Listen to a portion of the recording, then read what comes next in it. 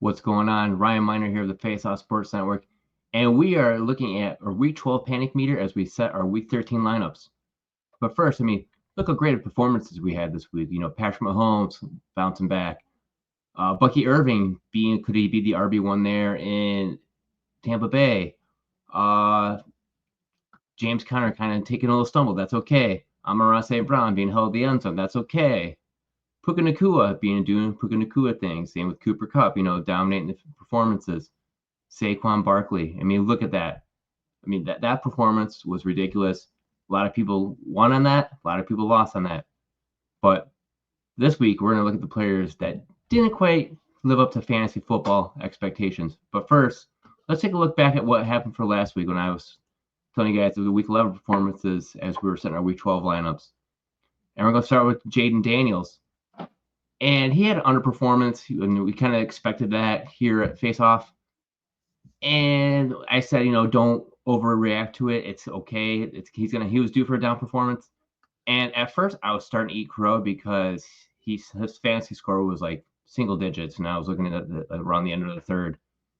And then last thing I knew, I walk away, I come back, and they are putting up points like crazy. Dallas ends up winning 34-26.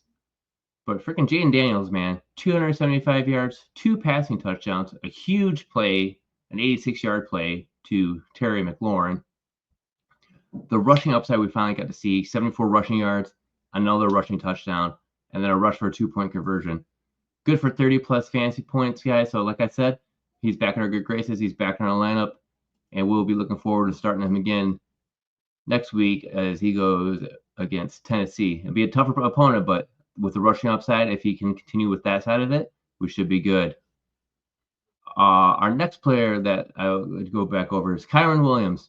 And like I said last week, third straight game, he was held out of the end zone. This week, not so much. He got in. It wasn't quite the cleanest performance. 16 rush attempts for 72 yards. He has the volume. The one rushing touchdown, it helped. It didn't help, though, that once again, he was held without a reception. But at the same time, running backs were tough, especially on the bye week, with so many teams on bye. So we got him back in our good graces there. It was great to see that kind of performance from him. But, nothing's going to be that Saquon Barkley performance on the other side. 26 attempts, 255 yards, 2 touchdowns. Oh, some leagues I've seen 40 points. I've seen 50 points. I've seen 60. One of my leagues, I got 70 points with them. So, but also I've also gone against them. So I lost in some, won the others. So definitely way worth it. It was a lot of fun. Great Sunday night. And Deebo Samuel. Oh, now, like I said, when there was no George Kittle last week, Deebo Samuel, Christian McCaffrey show, but it wasn't. It was the Juwan Jennings show. And then, I was saying, if, I'm panicking a little bit, but if he's able to bounce back, we'll be back in the good graces. That was unfortunate for Deebo Samuel because he only had 1 reception for 21 yards. Good for if you're in a PPR league. 2.1 fantasy points. Not very good. Very kind of iffy. Juwan Jennings once again led this team in targets with 7 targets, 5 receptions, 40 yards. But it was actually the George Kittle day who, caught all 6 of his targets for 82 yards and the lone touchdown. But if you look at this game, it was quite a struggle for the San Francisco offense in general. They could not get anything going. I feel like they just didn't get off the plane because this game was kind of over from the very beginning. But, and this was with Brandon Allen at quarterback. It was kind of interesting to see that because, with Brock Purdy, we kind of expected, but, with Brandon Allen, we didn't know what to expect from this team. So it was nice to see that it kind of like he picked up where Purdy left off, but it kind of ran a little slower. It wasn't really there. I'm panicking on Deebo Samuel. He's not worth it to me anymore. He's just the namesake. It's Juwan Jennings' team now. Juwan Jennings all the way rest of the season. If you have Juwan Jennings, fire him up every week in and week out, every out from here on out. Our third player was Tony Pollard, and Tony Pollard 8 against the Tennessee. Against the Houston Texans. Sorry, he plays for the Tennessee Titans. 24 attempts, 119 yards, a touchdown. Good for 20 plus fantasy points again. it was great to see it. So definitely back in our good graces there. And then who was our next one? Mark Andrews. We're waiting to see what Mark Andrews does tonight. He's part of the Monday Night Football program, but he's going up against the Chargers. And the Chargers are, I want to say, a middle of the pack type of team against tight ends. They allow the 9th most catches against tight ends and also 16 most yards. But they're the only defense to not give up a touchdown. So we'll see how that goes tonight. Hopefully he can get back in the end zone, as he has a team leading 5 receiving touchdowns for the Ravens. So if he gets back in the end zone, we could be looking at him as a tight end that's in our good graces. But until then, we'll see how this goes. I might touch back on this next week just to kind of give you a recap of my reactions to Mark Andrews. So for this week, we'll just get started, and we're going to go with the first player, and I'm going to go with no other than Jonathan Taylor. Now, to be honest with you, I kind of had a feeling this was going to be a tough road for Taylor going up against the Detroit Lions, as it's a tough rush defense. You can't really run on them that well.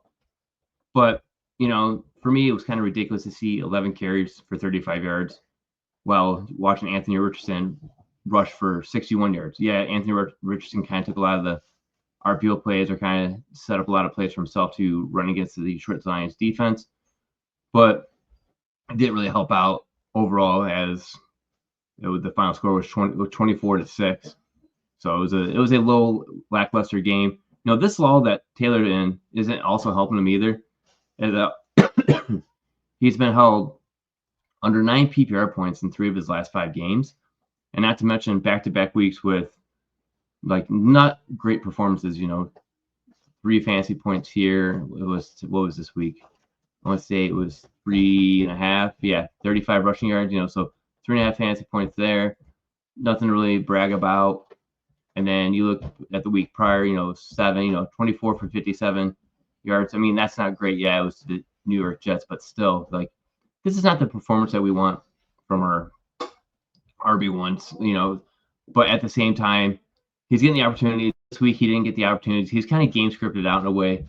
They're trying to force Anthony Richardson to pass the ball, but the Lions also controlled a lot of the game clock. I could see next week Jonathan Taylor bouncing back as he goes up against the New England Patriots. We saw how great Devin Achane did against them. So we'll see. I think Jonathan Taylor, I have my panic meter probably about a 4 or 5, just because of the running back that we drafted was not the same running back we had the first, from weeks 2 to 4 before his ankle injury. Then actually, even after his ankle injury, he came back week 8 against Houston. 20 rush attempts, 105 yards, and a touchdown. But he's just not, repeating that performance after that. Yeah, against Buffalo, he had 21 attempts, but was saved by, if you were in the PPR league, 2 receptions, 8 yards. No big deal. It's not really helping there. But this week, it was a really bad performance for him. You're still going to start him, but, just lower your expectations, especially with Anthony Richardson, because it's more like he's learning the system, because he didn't have the type of experience that most quarterbacks have. He had basically 1 year, so less than 12 games. He's almost like a Mitch Trubisky, but more raw. So give us a pass. It's kind of a bad Jonathan Taylor year. But like I said, panic around 4 or 5. I'm still putting him in, but I'm expecting more of an RB2 performance going forward. And then if you looked at, we'll go to that one right now. We'll go the other side of the ball. Rhamondre Stevenson here, as he is a repeat performer. He's been here before, and I don't know how else to even look at him, because every time we see him, it's always he has that up and down performance. It looks great, and then you put him in your lineup, and the next thing you know, you're not getting that performance that we were hoping for. 8 rushes for 13 yards. That was it. 8 rushes, 13 yards. One of those carries was for 9 yards. So you look at it, then his other 7 carries were for 4 yards total. It's a laughing matter. It's discussing, because like going into this matchup, it was a Rhamondre Stevenson's a must-start running back. And when I say must-start running back, to me, must-start running back's top 24 running back if you're starting 2 running backs. Because up to that point, the Miami Dolphins gave up the 9th most fantasy points to running back. Looking back at week 5, when Stevenson played, he ran the ball 12 times for 89 yards and a touchdown. I don't know what happened. Miami was up big and it seemed quickly in this game. It was the Jalen Waddle week, and it was very, very tough going against that. But like I say, he's more of a boom bust. You're going to keep him in your lineup. He's an RB2, and just because the volume is always there, he has those 20-plus carries, but you're always hoping for a touchdown. Theoretically, he should bounce back next week against the Colts. Look what the Lions are doing. The Lions scored 2 rushing touchdowns by Jahmyr Gibbs, 1 by David Montgomery. So if everything goes smooth, we can expect the Rhamondre Stevenson bounce back. But speaking of bounce back, we're going to go to the other side of that game and look at one player who many would probably say was fantasy proof, didn't matter. But he doesn't seem to be that way this year, and that's Tyreek Hill. He's back and making another appearance here. So what is it? Was he second fiddle to Jalen Waddle? No, he was actually third fiddle to Jalen Waddle because Jonnu Smith, the tight end, was there. Yeah, Tyreek Hill brought in 5 of his 6 targets for 48 yards. But did you know that Tyreek Hill hasn't topped 100 yards since week 1? Or now that it's actually been 10 weeks in a row where he's had 80 yards or less. So it's pretty bad looking at it. Comparing Hill to last season as of right now, okay, it's kind of hard to extrapolate it because of how that season went. But he has 74 targets right now, which is 97 less than what he was supposed to have. 70 receptions under his 119 total from last season. And his 571 receiving yards is 1,228 yards less than his 1,799 total from last season. Just to get anywhere near this total, Tyreek Hill is going to have to basically ball out, be a wide receiver 1, the elite wide receiver 1. This is going to be barrel wide receiver 1, week in, week out, top receiver. Are you ready for this? Because this is nuts. For him to basically hit anywhere near that, he has to see no less than 12 targets, basically catch all of them. He has to average 204 receiving yards and about 2 touchdowns a game. It says, if I do the math, 1.66. But yeah, if you're not playing Madden, this isn't going to be really going to happen with Tyreek Hill. Seems like a down year for Tyreek Hill. I don't know if it's the 30-year-old cliff that's hitting him finally, but it just seems kind of interesting that, once again, he underperformed as a wide receiver that we were taking, no problem, no issues, top 5 in PPR leagues, first-round pick, and he's just not living up to expectations. You're still starting him, just because he has that explosive ability. Maybe he'll have his Jalen Waddle week this next week against Green Bay Packers. So we'll see how that goes. Excuse me. Sorry, I had to tickle my throat on that one. Going to our 4th player, it's going to be none other than Green Bay wide receiver, Jaden Reed. Now, when the game started out, it looked really good. The first drive, Jaden Reed saw 3 targets, 3 catches, caught them all. But that was it. He wasn't really needed the rest of the game. And to give him a pass on this is kind of more of how I feel, because Jordan Love only completed 13 of 23 passes for 163 yards. It was more of the Josh Jacobs show, as he went for 26 attempts, 106 yards, and 3 touchdowns.